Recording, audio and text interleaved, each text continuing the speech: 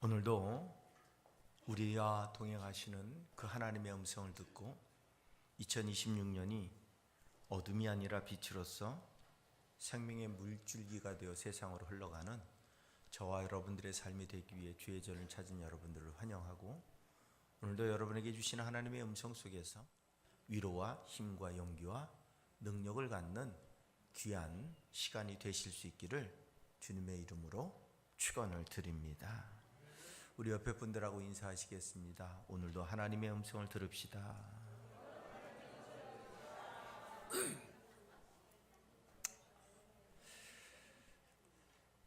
우리는 요즘 하루를 시작하면서 말씀보다는 먼저 뉴스를 듣게 되고 시작합니다.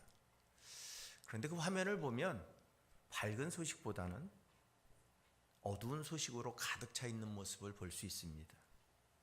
전쟁은 끝날 줄을 모르고, 경제는 불안정하고, 기후는 인간의 욕심을 고발하듯이 예측할 수 없는 모습으로 우리를 위협하고 있는 것.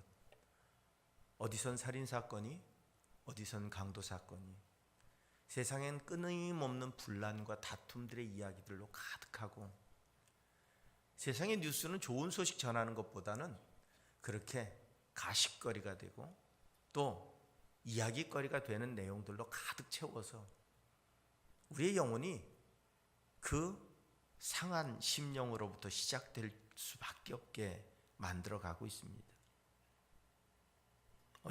어제까지만 해도 안전하다고 믿었던 그러한 것들이 오늘은 흔들리고 있고, 한 나라의 문제 같았던 일들이 어느 순간부터 전 세계에 위협이 되는 모습들을 볼 수 있습니다. 시대는 발전해서 전기가 들어오고 세상은 훨씬 밝아 보입니다. 그런데 그 눈에 보이는 밝음보다는 우리의 영혼의 어둠이 세상을 점령해 가고 있는 것처럼 보일 때가 많습니다. 그런데 이 어둠의 이야기가 세계의 이야기, 세상의 이야기만은 아닙니다. 우리의 삶에도 아주 가까이 그리고 조용히 그 어둠이 스며들어와 있지 않은가 하는 겁니다. 가정 안에서는 말하지 못하는 갈등들이 쌓이고 있고, 일터와 사회는 경쟁과 비교로 숨이 막히고, 교회 안에서도 생각 차이가 상처가 되고 말 한마디가 분열의 씨앗이 되고 있는 모습들을 보게 됩니다. 요즘 그래서 그런지 모르지만 TV에 상담 프로그램이 얼마나 많이 생기는지 모릅니다. 그 안에는 부부의 이야기, 부모 자녀의 이야기, 사회 속에서의 이야기, 그런데 좋은 이야기는 없고, 우리가 어떨 때는 상상조차 할 수 없는, 아니 저렇게까지? 저게 말이 돼? 라는 이야기가 나올 만큼 그렇게 세상은 상처와 아픔과 문제들로 가득 쌓여 있는 모습을 보게 됩니다. 우리는 이곳에 함께 예배를 드리고 있습니다. 그런데 마음은 서로 다른 방향을 바라볼 때가 많습니다. 같은 주님을 바라보지만 각자의 기준과 경험이 주님의 자리를 대신할 때도 많이 있습니다. 바울이 고린도 교회를 향해 던졌던 질문이 이겁니다. 그리스도께서 어찌 나뉘었느냐? 그리스도께서 어찌 찢어졌느냐? 분명한 사실은 더 깊은 어둠은 우리에게 점점 다가오고 있는데, 우리는 정작 마음을 하나로 모아 한 곳을 향해 가지 못하고 빛을 향해 가는 게 아니라 더 깊은 어둠을 향해 달려가면서 나는 지금 잘 가고 있다고 착각하고 있다는 게 문제입니다. 더 깊은 어둠은 미래를 알 수 없다는 불안에서 옵니다. 내일이 보이지 않을 때 사람들은 더 빨리, 더 많이, 더 강력하게 뭔가를 붙잡아서 채워 넣기를 기대합니다. 그래서 어떤 사람은 투기에 집중하고, 어떤 사람은 극복하지 못하면 때로는 중독에 빠지고, 어떤 사람들은 거짓으로 자신을 포장해서 어떻게든 더 많이 갖고 어떻게든 더 많이 차지하고 어떻게든 더 많이 누릴 수 있는 방법들을 모색합니다. 그래서 진실보다는 유리한 말이 선택됩니다. 정직보다는 빠른 것이 우리 시대의 선호 대상입니다. 기다림보다는 즉각적인 만남이 미덕이 된 시대를 우리는 살아가고 있습니다. 겉으로는 굉장히 자유로워 보입니다. 그런데 속으로는 두려움에 묶인 시대를 살아갑니다. 뒤처지면 어떡하지? 남들이 날 몰라주면 어떡하지? 우리 애들이 잘못되면 어떡하지? 우리 애들이 좀 모자라면 어떡하지?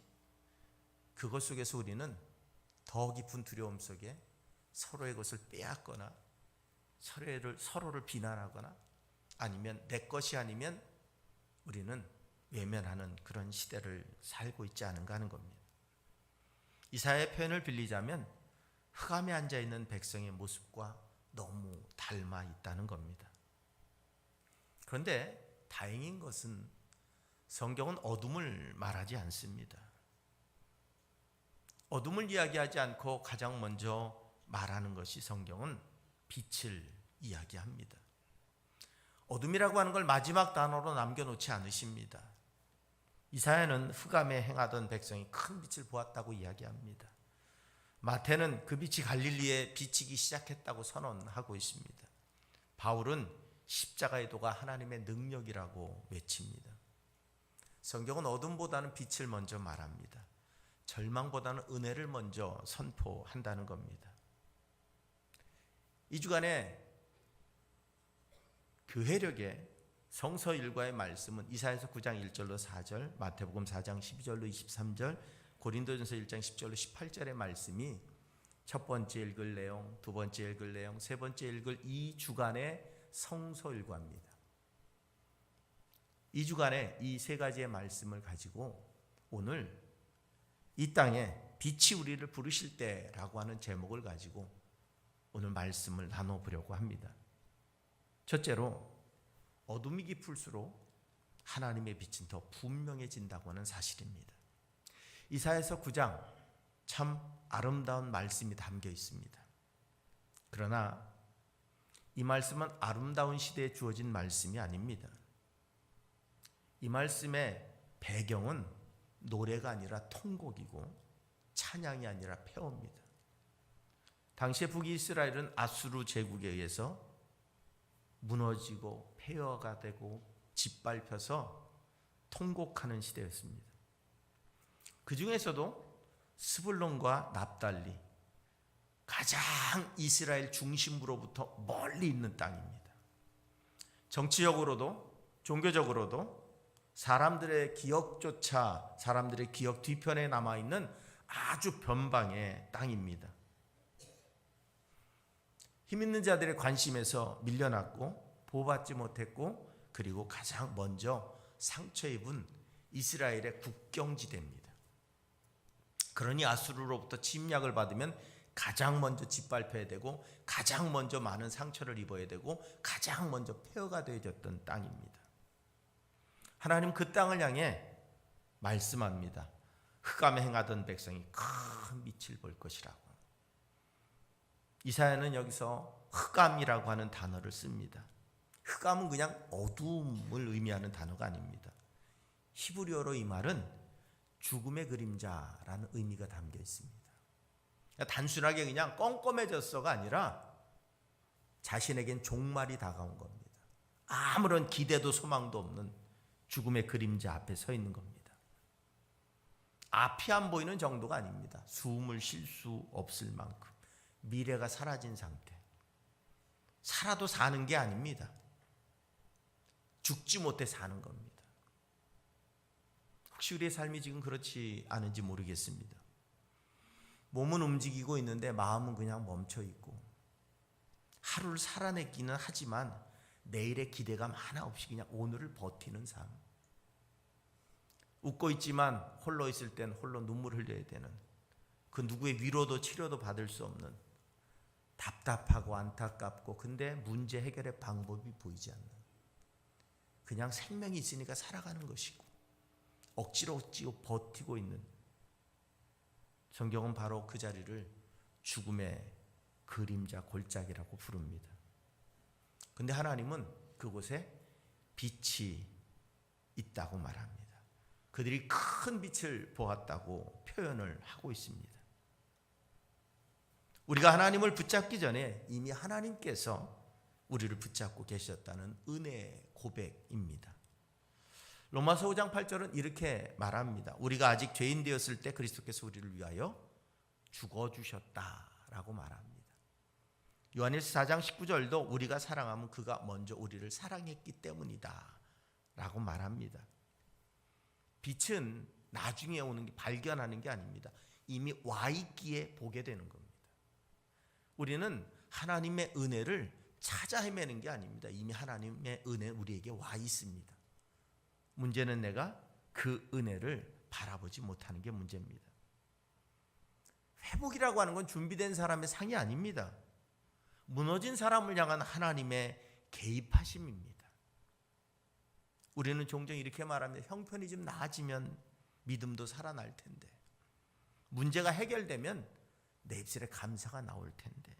근데 성경은 정반대로 이야기합니다. 빛은 먼저 왔고 그 빛이 상황을 해석하게 할 것이라고.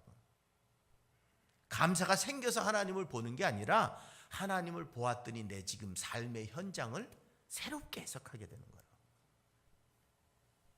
이사야는 이어서 구체적으로 어둠의 모습을 말합니다. 그들의 무거운 멍에와 어깨의 채찍과 압제자의 몽둥이를 꺾으셨다라고 말합니다. 멍에는 짐입니다. 채찍은 반복되는 상처입니다. 몽둥이는 힘없는 자를 짓누르는 구조입니다. 이 사회가, 우리가 살아가고 있는 이 사회가 그렇지 않습니까? 우리는 수없이 많은 짐을, 부모로서의 짐을, 자녀로서의 짐을, 세상 속에서 살아가면서 우리 직장에서의 짐을, 또 형제로서의 짐을, 수없이 많은 짐을 지고 살아갑니다. 그리고 말 한마디에 채찍이 있고, 행동 하나에 채찍이 있고, 눈빛 하나에 채찍이 있고, 사회 구조 속에서 내가 어떻게 할 수 없는 억눌림 속에 그냥 어쩔 수 없이 끌려가고 있는 우리의 모습들, 우리의 일상의 대부분이 그렇습니다. 이건 고대 이야기가 아니라 지금 우리의 이야기를 하고 있는 겁니다. 생활의 무게, 감당하기 벅찬 책임, 관계 속에서 반복되는 오해, 상처, 비교와 경쟁 속에서 스스로를 깎아내려야 되는 그 압박감, 내일을 장담할 수 없는 불안이라고 하는 몽둥이가 우리 인생을 그냥 송두리째 감싸고 있는 것이 우리의 현실입니다. 그런데 거기에 빛이 비쳤다고 성경은 우리에게 말씀합니다. 빛은 요란하지 않습니다. 여러분, 번개처럼 버벅하고 소리가 울리고 뭐 번쩍번쩍하고 그러지 않습니다. 그러나 빛이 비치면 어둠은 물러가게 돼 있습니다. 오늘 우리는 그 빛을 바라보고 있는가 하는 겁니다. 어둠 속을 헤매고 있으면서 어둡다고 말하지 말고 빛 대신 주님을 바라보시기 바랍니다. 내 마음으로 영접하시기 바랍니다. 그럴 때 내 안에 있는 어둠이 물러가며 우리의 인생이 분명해지는 겁니다. 프랑스의 한 광상에서 실제 있었던 이야기입니다. 지하 깊은 곳에서 작업하던 그 갱도가 무너져 버렸습니다. 광부들이 그 안에서 완전히 고립이 됐습니다. 이제는 죽는 일밖에 남은 게 없는 거예요. 실 같은 어둠 속에서 며칠을 버티긴 버텼는데 이제 굶고 목마르고 산소는 부족해져 가고, 그런데 어디선가 구조대의 빛이 빛이었어요. 그 순간부터 그들에게는 새로운 소망이 시작됐습니다. 지금 구원받은 것도 아니에요. 지금 내 현장에 나타난 것도 아니에요. 그냥 구조대의 빛이 비치기만 했어요. 그 순간부터 그들은 삶의 소망, 새로운 희망, 새로운 기대감으로 버텨내고 결국은 모두가 구함을 받을 수 있었다고 하는 사실입니다. 그 빛은 이렇게 말하는 겁니다. 너희를 찾는 이가 아직도 있다는 거예요. 너희들을 포기하지 않았다는 거예요. 너희들을 잊어버리지 않았다는 겁니다. 아직도 나를 기억하고 나와 함께하는 자들이 있다는 사실을 깨닫게 되어졌다는 겁니다. 하나님의 빛도 그렇습니다. 문제를 단번에 제거하시는 건 아닙니다. 그러나 분명히 그 빛을 통해서 우리가 잊혀지지 않은 존재라는 사실을, 전능하신 하나님이 여전히 나를 향하고 있다는 사실, 내 외로움과 고통과 문제와 아픔을 하나님은 기억하시고 계시다는 사실, 그 전능하신 하나님이 우리 곁으로 오셨다는 사실을 우리가 깨닫게 되는 겁니다. 요한복음 1장 5절은 이렇게 선언합니다. 빛이 어둠에 비치되 어둠이 깨닫지 못하더라. 더 정확하게 이야기하자면 어둠은 빛을 이기지 못한다는 겁니다. 우리에게 필요한 건 더 많은 설명이 아닙니다. 더 완벽한 조건이 아닙니다. 오늘 우리에게 필요한 건 다시 하나님의 빛 앞에 서는 일입니다. 그 앞에 서면 우리의 안에 있는 어둠은 저절로 물러가게 될 줄로 믿습니다. 어둠이 전부가 아니라, 이 고통이 전부가, 이 문제가 전부가 아니라는 사실을 우리가 깨닫게 됩니다. 부모의 무거운 짐을 짊어지고 있다가 이 짐이 너무 무거워서 힘들다고 얘기했는데 그게 짐이 아니라 사랑이었다는 사실을, 소망이었다는 사실을, 기쁨이었다는 사실을 새롭게 발견하게 된다는 겁니다. 내가 살아왔던 지금까지의 그 무거운 짐들이 나는 너무 힘들었는데 빛을 봤더니 그게 그냥 짐만이 아니라 위로도 있었고 힘도 있었고 소망도 있었고 비전도 있었다는 사실을 깨닫고 발견하게 된다는 사실입니다. 어둠이 깊을수록 하나님의 빛은 더 분명해집니다. 가장 변방에서, 가장 상처 깊은 자리에서 하나님은 오늘도 조용히 그리고 확실하게 말씀합니다. 큰 빛이 비쳤노라고. 오늘 우리 삶에 필요한 것은 설명이 아닙니다. 다시 하나님의 빛 앞에 서는 것이 우선이라고 하는 사실입니다. 그러면서 둘째로 빛이 비칠 때 예수님은 우리를 부르신다는 겁니다. 마태복음 4장은 이사야의 예언이 말씀이 아니라 사건으로 성취되는 장면입니다. 빛이라고 하는 게 그냥 추상적으로 뭔가가 존재하는가라는 게 아니라 한 사람의 발걸음으로 갈릴리 땅에 현실이 되어져 버리는 사건. 마태는 이렇게 기록을 합니다. 예수께서 스불론과 납달리 지방 해변 길 갈릴리에 거하시니 이는 선지자 이사야를 통하여 하신 말씀을 이루려 하심이라. 그 스불론 납달리 땅에 그 이사야의 선언이 있었던 빛이 임했다고 하는 이야기가 오늘 현실로 이루어졌다는 겁니다. 예수님은 예루살렘으로 가시지 않았습니다. 성전이 있는 중심지, 종교 권력이 모여 있는 자리, 사람들이 뭔가 될 것 같다고 생각하는 곳으로 가시지 않았습니다. 대신 갈릴리로 가셨습니다. 이방의 영향이 섞인 땅, 학벌도 없고 신앙적으로도 늘 의심받던 자리, 늘 덜 된 사람들로 취급받던 곳입니다. 그래서 갈릴리에서 뭐 선한 것이 나올 수 있겠느냐? 저 무식한 것들, 저 믿음도 제대로 없는 것들, 저기서 무슨,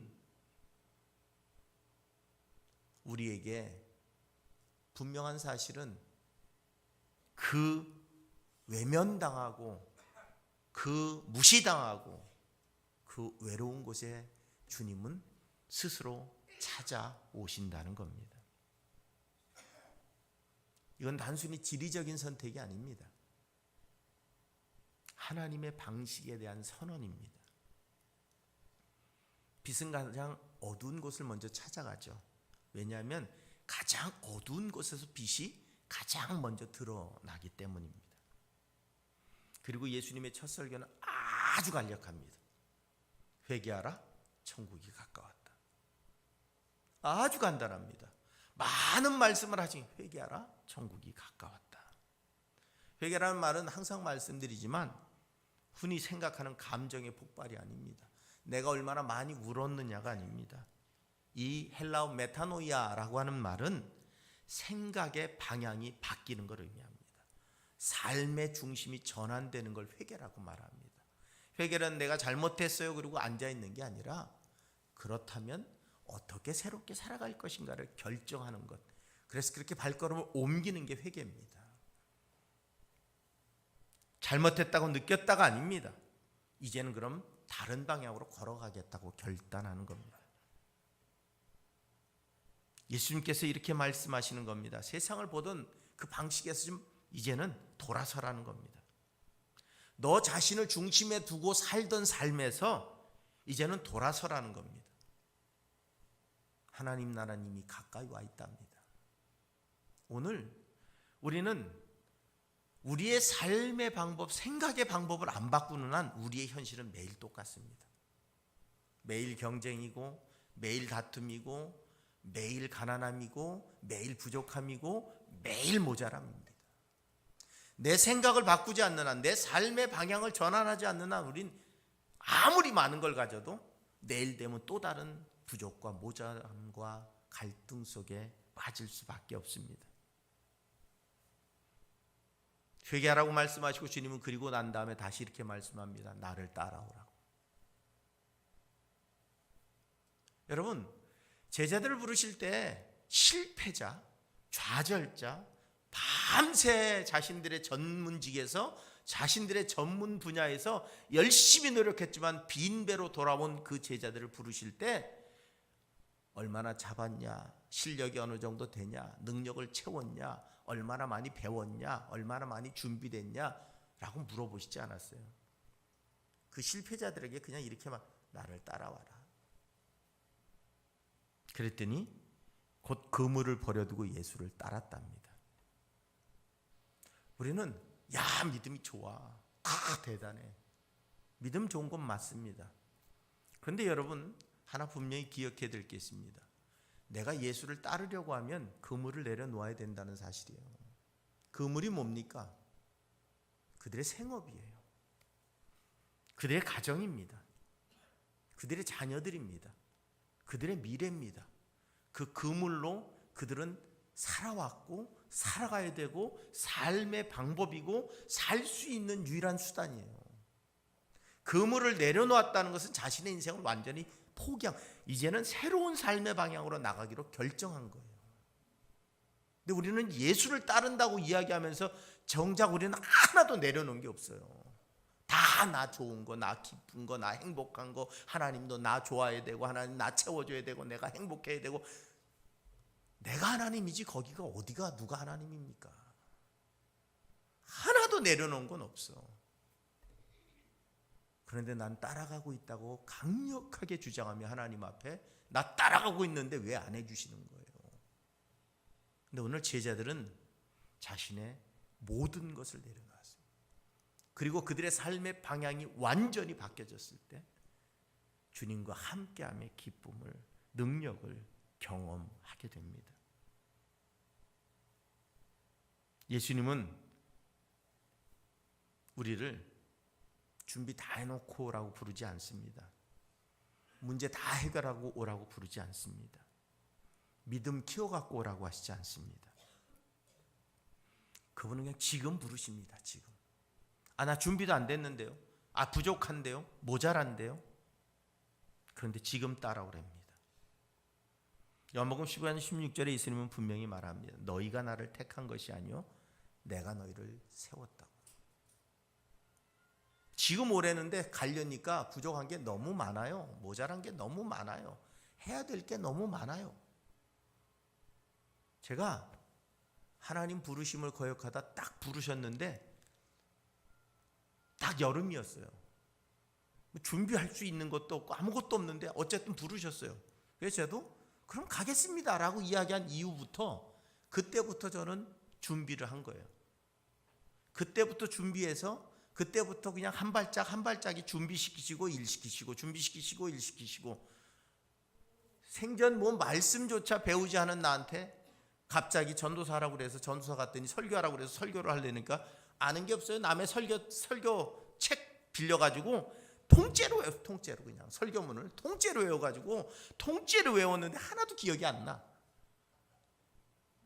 아니 노인 3명 4명 앉아있는 자리에서 한 줄짜리 조그만 교회에서 설교를 하는데 아무것도 기억이 안 나. 그냥 아예 보여. 근데 제가 30분을 설교를 하고 내려왔다니까요. 아무것도 기억이 안 나는데. 그래서 전 지금도 그날 뭔 설교했는지 기억이 안 나요. 그냥 어쨌든 하고 내려서 주저리 뭔 얘기를 하긴 했는데 알아서 한 것도 아니 그냥 거기 뭐가 써 있는데 그냥 읽기도 하고 보기도 하고 뭐 그랬던 것 같아요. 얼마나 창피했겠어요. 설교를 하고. 유튜브에 지금도 우리 교회 설교는 올라오면 전 한 번도 안 봤어요. 왜? 창피해서. 제가 제 설교를 들으면서 좀 준비 좀 잘하지. 창피해서. 갑자기 그 창피하다니까 교회 불이 꺼져버리네. 내가 그 정도로 창피한가? 불을 끌 정도로? 기분이 무지하게 나쁘네. 분명한 사실은 하나님은 부르시고 쓰시는 거예요. 부르시고. 폭풍우 속에서 길을 잃고 등대를 찾던 어부가 있었습니다. 바다는 거칠었고 방향은 보이지 않았습니다. 그때 멀리서 희미한 불빛이 하나 보였습니다. 그 빛은 바람을 잠재우지도 않았고 파도를 잔잔하게 하지도 않았습니다. 그런데 어부는 그 빛을 보고 그 빛을 향해 달려가기 시작했습니다. 그게 바로 등대의 불빛입니다. 그 빛을 통해 그는 구원받을 수 있었습니다. 파도가 잔잔한 것도 아니고 바람이 멈춘 것도 아닌데 빛을 향해 나아가고 있었다는 사실입니다. 그것이 그에게 구원의 출발점이었다는 사실입니다. 마태복음 4장 23절을 말합니다. 예수께서 온 갈릴리에 두루 다니시사 가르치시며 천국 복음을 전파하시며 백성 중에 모든 병과 모든 약한 것을 고치셨다. 고쳐진 뒤에 부르신 게 아닙니다. 부르시고 가시며 고치시고 회복하시고 가르치시고 충만케 하시고 그 따라오는 자들에게 빛을 향해 나오는 자들에게 빛을 따라가는 자들에게 하나님은 끊임없이 충만을 채워주시며 역사하셨다는 사실입니다. 믿음이 흔들려도 마음이 정리되지 않아도 여전히 예수님은 부르십니다.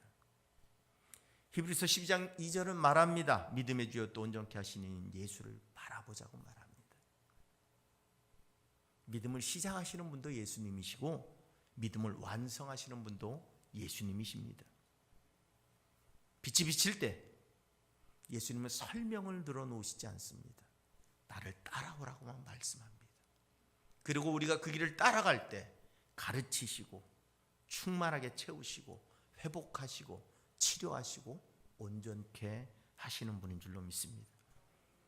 그 한 걸음 위에 하나님의 나라가 이미 시작되고 있다는 사실을 기억하시기 바랍니다.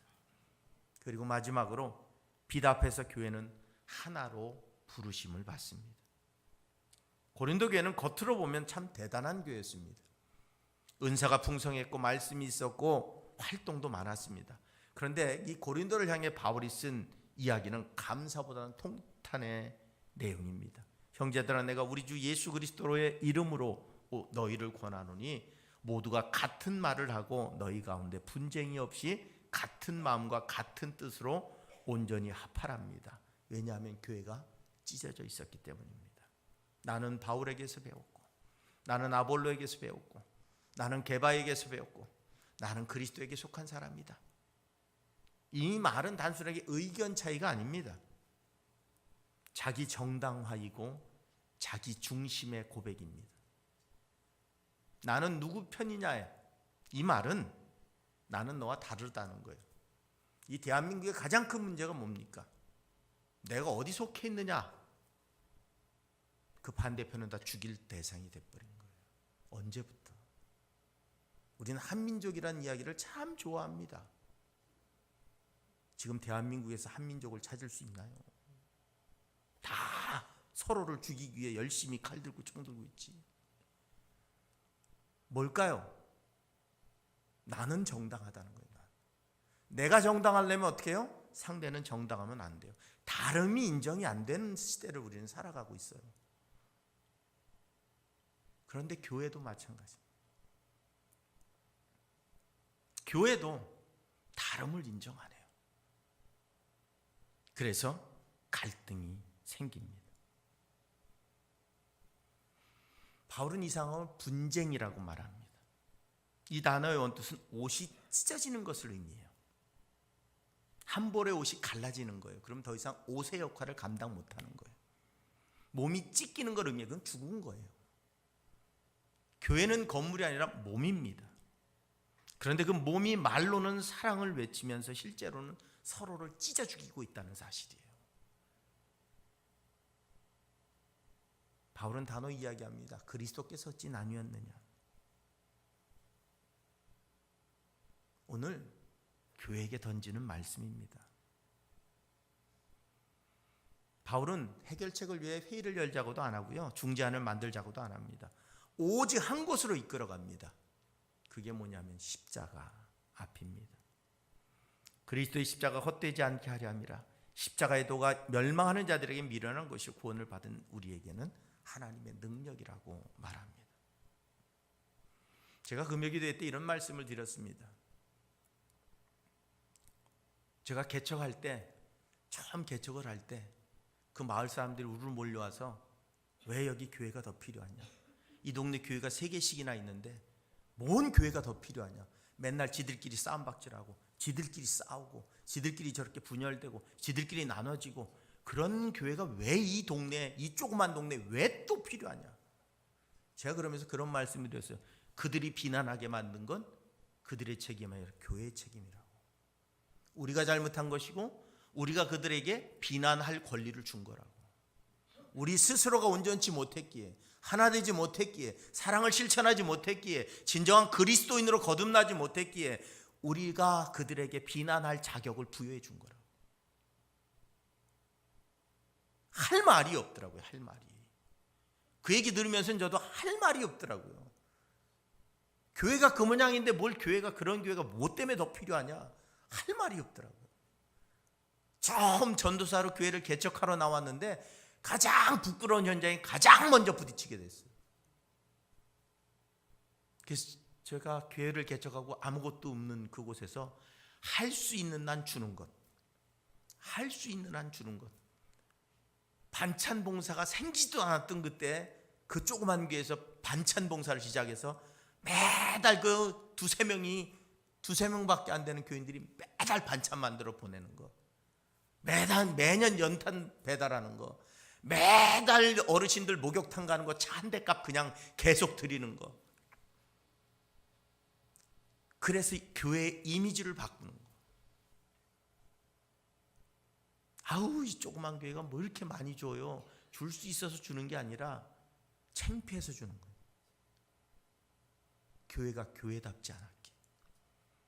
그래서 내가 교회를 세우는데 온 동네 사람들이 몰려와서 그 교회 세우는 걸 반대했으니까. 그래도 이 교회 반대했는데 그래도 아유 잘 세웠다, 교회 하나 그래도 잘 들어왔네 라는 말을 듣게 만들기 위해서 빚내가면서. 오늘 우리의 교회는 상황이 너무 좋아졌는데 정작 우리의 모습은 교회다운가 하는 겁니다. 내가 옳다는 말보다 주님이 옳으십니다라는 고백이 우리에게 필요하지 않은가 하는 겁니다. 생각이 다릅니다. 세대가 다릅니다. 예배 스타일도 다릅니다. 신앙 표현도 다릅니다. 그게 뭐가 문제가 됩니까? 문제는 중심이 다른 게 문제입니다. 하나님을 보지 않는 게 문제예요. 십자가 앞에 서지 않는 게 문제예요. 같은 마음 같은 뜻이 똑같아지라는 말이 아닙니다. 취향을 지우라는 말도 아닙니다. 같은 중심을 가지라는 이야기입니다. 오케스트라가 있었습니다. 바이올린은 바이올린대로 자기 소리를 주장하고, 트럼펫은 트럼펫대로 자기를 드러내고 나타내고, 각자 최선을 다하긴 했습니다. 그런데 음악이 아니었어요. 소음이었지. 그런데 지휘자가 한 명 섰습니다. 그리고 지휘자가 지휘를 하기 시작했어요. 모두가 자신의 악보가 아니라 지휘자를 바라보는 순간부터 음악이 됐습니다. 우리의 지휘자는 하나님이십니다. 여러분 꼭 기억하셔야 될 게 한 가지 있어요. 그게 뭐냐면 우리의 지휘자는 목사가 아니에요. 우리의 지휘자는 하나님이에요. 목사가 하나님의 이야기를 안 하면 쫓아내는 게 맞아요. 근데 하나님의 얘기를 하는 목사를 쫓아내면 그게 문제인 거예요. 내가 찔림 당하는 게 우리에겐 은혜예요. 왜냐하면 찔림이 없는 신앙은 아무 의미가 없어요. 우리는 매일매일 하나님 앞에 찔림 당하고 하나님께로 돌아오는 자들 될 때, 그 빛이 우리에게 비칠 때 우리의 삶은 변화되고 바뀌는 것인 줄로 믿습니다. 오늘 우리는 빛으로 나아가는 그러한 삶을 소망합니다. 아니, 이미 빛이 우리에게 비쳐 있습니다. 우리가 그 빛 앞에 설 때 우리에게 하나님은 위대한 사람이 되라고 말씀하시지 않습니다. 빛으로 산다는 것은 어둠을 욕하기보다 그냥 자기 자신이 작은 불빛으로 어둠 가운데 서 있는 겁니다. 어둠은 소리를 키웁니다. 하지만 빛은 존재함으로 그냥 드러나는 겁니다. 빛은 크지 않아도 됩니다. 꺼지지만 않으면 됩니다. 꺼지지 않는 빛이 되기 위해서 우리가 붙들어야 할 것이 분명합니다. 우리는 다시 빛으로 돌아가야 되고 빛의 자리에 서야 됩니다. 부르심에 머뭇거리지 않고 한 걸음으로 순종하며 달려갈 때 하나님은 그 삶을 책임져 주실 걸 믿으시기 바랍니다. 그리고 혼자가 아니라 함께 할 때 그 빛은 더 환하게 비칠 수 있다는 사실을 기억하시기 바랍니다. 오늘 우리는 빛을 보았습니다. 그리고 그 빛은 우리를 다시 세상으로 보내십니다. 어둠이 깊은 이 시대 속에서 말이 아니라 삶으로, 비판이 아니라 사랑으로, 분열이 아니라 하나됨으로 작은 등불 하나가 되기를 하나님 우리에게 요청하고 있습니다. 하나님 그 빛을 사용하셔서 길을 만드시고 사람을 살리시고 하나님의 나라를 드러낼 겁니다. 오늘 우리가 그 빛이 되어져서 이제 이 예배당을 나아가 세상 가운데에서 진정한 빛을 반사하는 거룩한 성도의 삶을 살아가실 수 있기를 주님의 이름으로 부탁을 드립니다.